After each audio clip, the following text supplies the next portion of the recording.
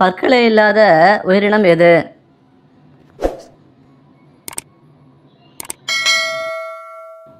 விடை ஆமை.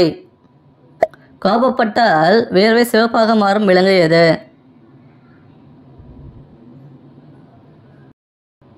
விடை நீர் யானை.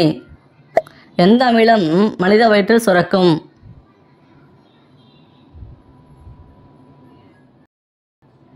விடை ஹைட்ரோகுளோரிக் அமிலம். எந்த உயிரினம் தன்மேல் மதுப்பட்டால் தன்னைத்தானே கொட்டிக்கொள்ளும்? விடை தேள். கழுகுகளை வம்புக்கு எடுக்கும் ஒரே பறவை எது?